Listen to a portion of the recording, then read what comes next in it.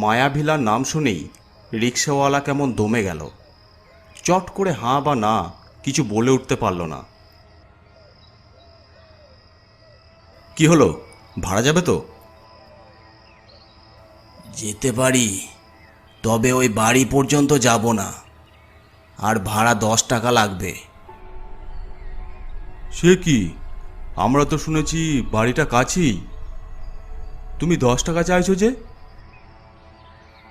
না বাবু, 10 টাকার কম হবে না, আপনারা অন্য গাড়ি দেখুন। দেখব বললেই কি আর পাওয়া যাবে? এই পাহাড়ি ছোট্ট শহরে রিক্সা কোথায়? যাই ছিল এক এক করে শাওয়ারে নিয়ে চলে গেছে। তুমি তো আচ্ছা ধরিবাজ, সুযোগ পেয়ে বেশি হাঁকছো। তুমি কিন্তু নতুন লোক দেখে বেশি ভাড়া চাইছো। সে যা বলুন, ওর কমে আমি যাব না, আর ওখানে অন্য কেউ যেতেও চাইবে না। বুড়োর গলায় কেমন রহস্যের গন্ধ পেল ওরা। তবে প্রবীর যা বলেছিল তা মিথ্যে নয়। বাড়িটার দুর্নাম আছে। ভূতের বাড়ি বলে অনেক গুজব প্রচলিত হয়ে গেছে। ভয়ে কেউ ও বাড়ির ছায়া মারায় না, খালি পড়ে থাকে। তবে একজন দেখাশোনা করার চৌকিদার আছে।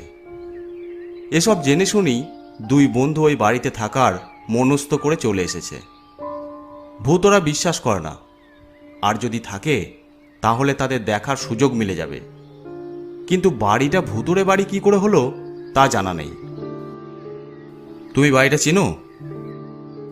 চিনব না কেন? ওখানেই আমার বাড়ি, আমি চিনব না? মায়াভিলার চৌকিদারকে চেনো? হ্যাঁ, ওর নাম তো শিবপূজন, মায়াভিলার কাছেই থাকে। ওখানে খুঁজলেই পেয়ে যাবেন। তবে বাবু, আপনারা বেড়াতে এসেছেন, ও বাড়িতে না থেকে অন্য বাড়িতে থাকলে ভালো করতেন। কেন, ওখানে বারণ করছো কেন?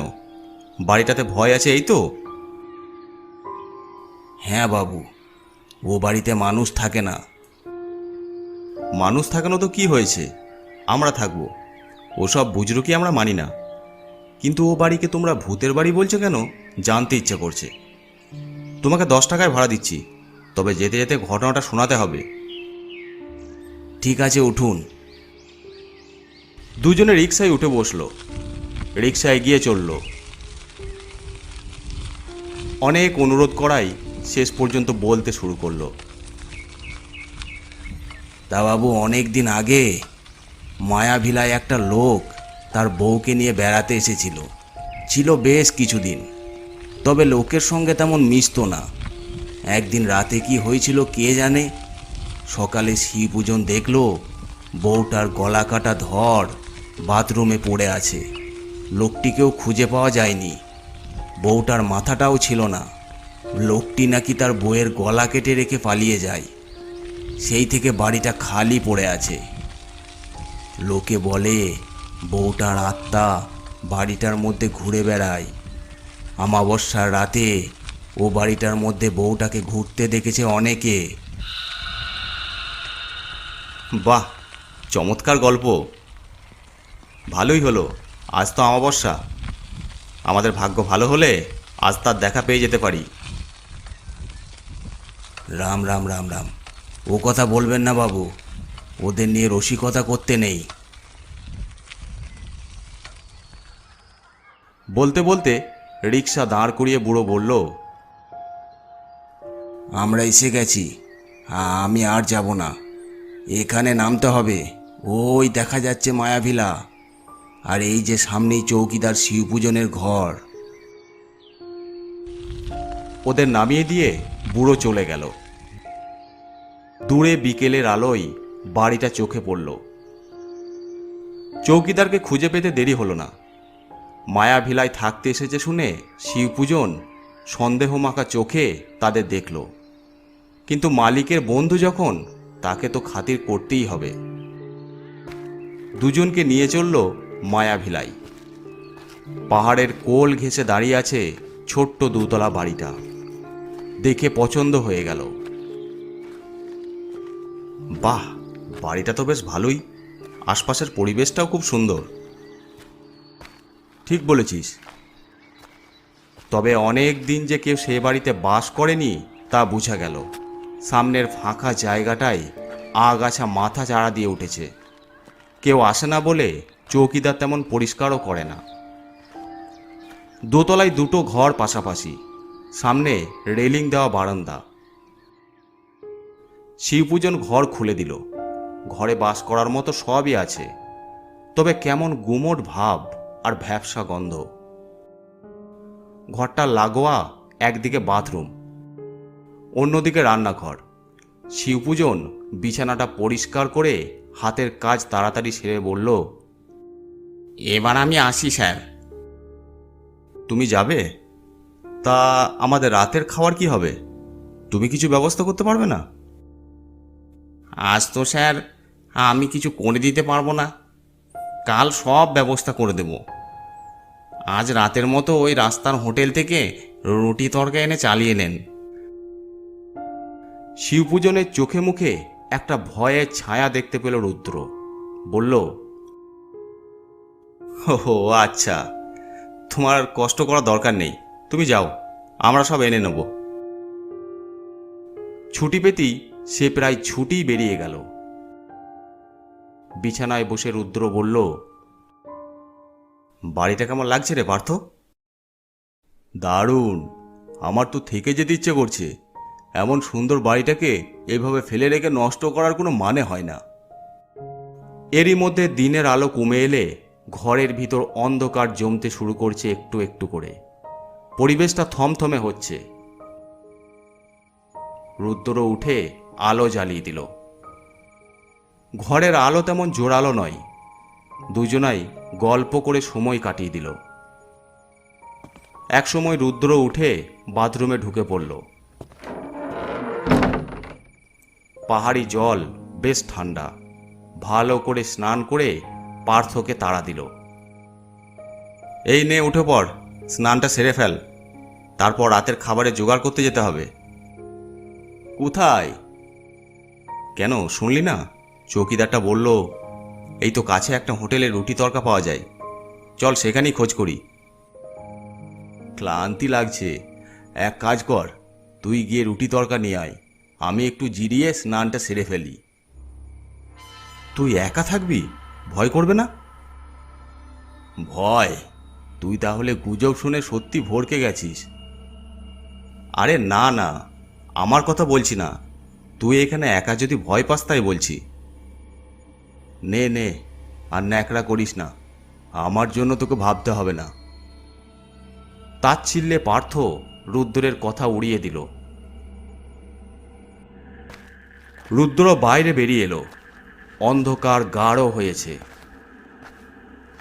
রাস্তায় এসে দাঁড়িয়ে বাড়িটাকে দেখল। অন্ধকারে সত্যিই বাড়িটা ভুতুড়ে মনে হচ্ছে। শিবপূজনের কথা মতো খুঁজতেই হোটেল পাওয়া গেল। তাকে কিছু বলতে হলো না, শিবপূজন তাদের জন্য আগেই বলে রেখেছে।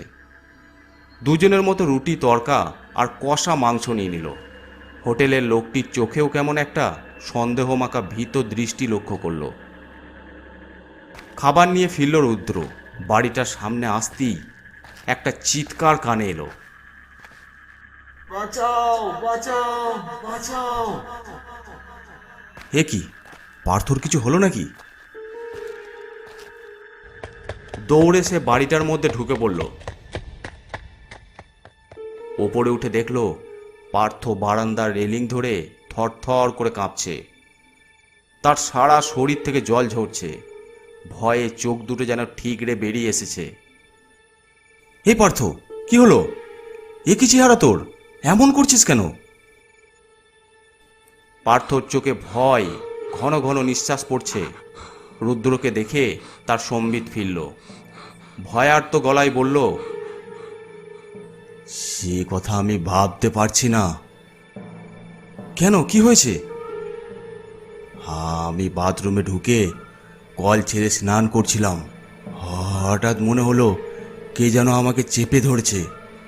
নিঃশ্বাস বন্ধ হয়ে আসছিল আমার। আমি আর ভাবতে পারছি না।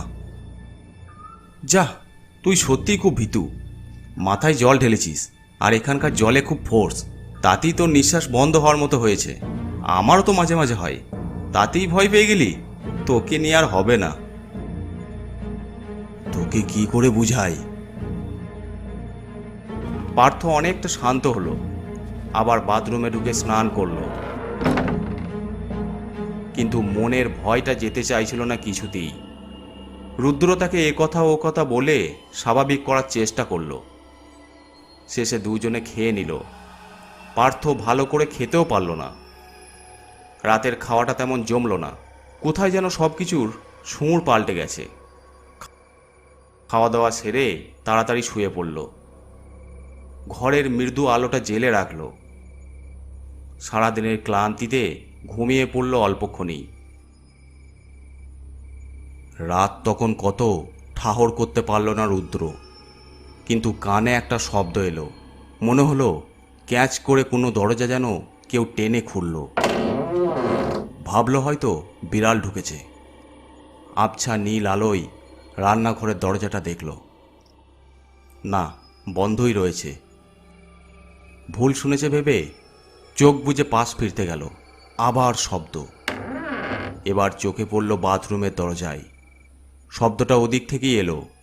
মৃদু আলোয় ঘরের ভেতরটা মায়াময় হয়ে উঠেছে। ভালো করে চোখ মেলে বাথরুমের দিকে তাকালো।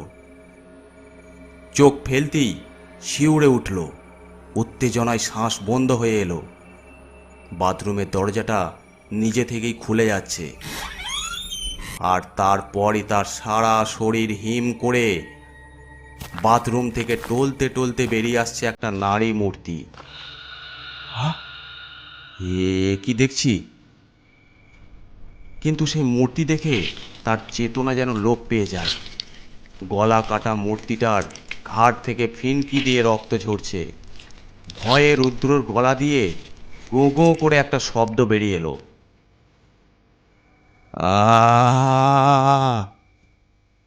তার গুঙানো শুনে ঘুম ভেঙে গেল পার্থর। এই রুদ্র, কি হচ্ছে? গোঙাচ্ছিস কেন? স্বপ্ন দেখে ভয় পেলি নাকি? বাথরুম থেকে বলতে পারল না। পার্থ তাকে নাড়া দিয়ে বলল, কি বাথরুম থেকে? তুইও কি আমার মতো?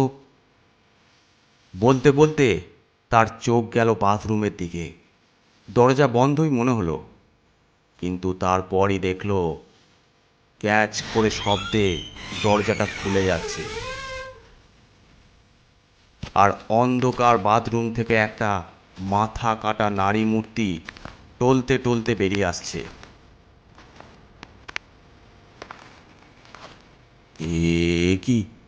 এ কি দৃশ্য দেখছি!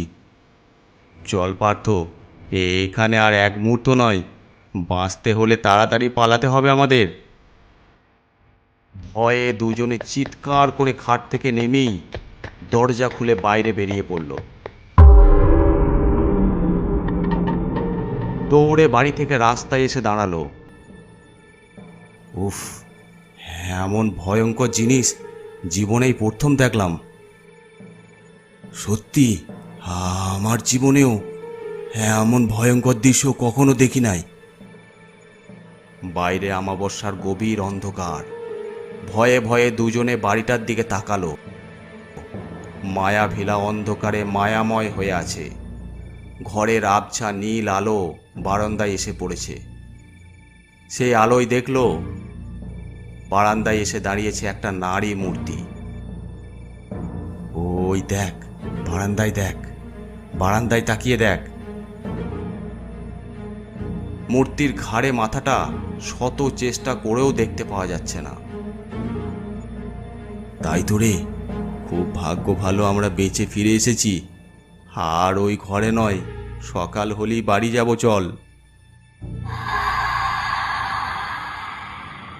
পরদিন সকাল হতেই তারা আর এক মুহূর্ত দাঁড়িয়ে না থেকে বাড়ির উদ্দেশ্যে রওনা দেয়।